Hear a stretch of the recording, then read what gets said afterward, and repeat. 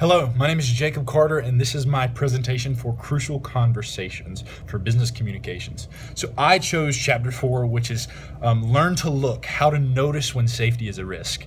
And when we are having conversations, there's a couple things that we need to look for when we are doing this. And it's dual processing during Crucial Conversations. There are two things we have to look for. It's watching the content. This is the what. This is understanding what a conversation is about. This is the reason that you two have gotten together to have a conversation, and you need to know what the issues at hand are before you go any further. We also need to watch for the conditions, and this is the why. The conditions are why the content is happening. This is why the what is happening. So we need to know what we are talking about, and we need to know why we're talking about it. And this is a very important part of having crucial conversations. There's a couple things that we must do when we are having crucial conversations. We need to be able to spot crucial conversations. And the first is by noticing a couple things. We have to notice physical needs, which are body responses that other people give and that our self give. This is more of our self, but the sweaty hands, the dry mouth, the eyes, that happens when there's stress induced on the body.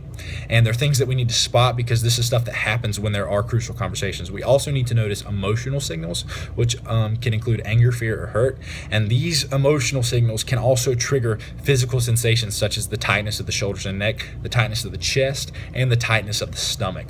We also need to notice behavioral signals in ourselves and in others, and this is the raising of the voice, the pointing of the finger, or the promising to become quiet. And these are all things that we need to watch because these are what we can see in crucial conversations.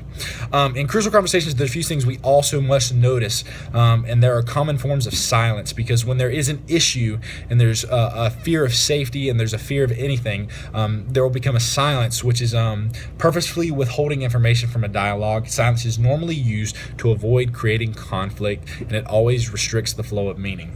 There are a couple of forms of silence, which include masking, avoiding, and withdrawing. Masking is understanding and then selectively taking what you have and presenting that, which is kind of putting on a mask and withholding information that you're trying to give and just not giving all the information. And there's avoiding, which is where you don't address the real issues, and this is where the issues at hand are not mentioned because they do not want to be brought up and conflict wants to be avoided.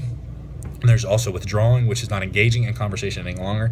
And even though this might not be a physical removal, it can be a communication removal, which they refuse to talk anymore about the subject at hand.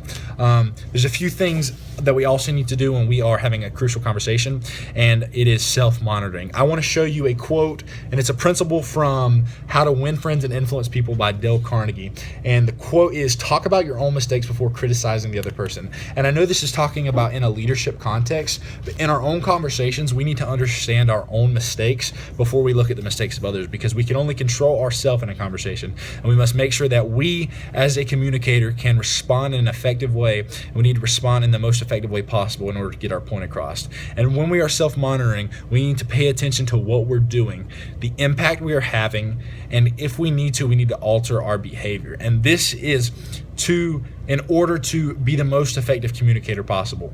And I believe that this method is one of the most effective means of communication, because we understand why we're having the conversation, we understand why we're there, we understand what this is all about, and we understand what can happen when information is withheld, and we also know the signs of a crucial conversation. And most importantly, we know how to self-monitor and look at ourselves and understand that we might be wrong sometimes, and that's okay, but we have to understand that in order to have an effective conversation with another person, we have to communicate in a way that is effective.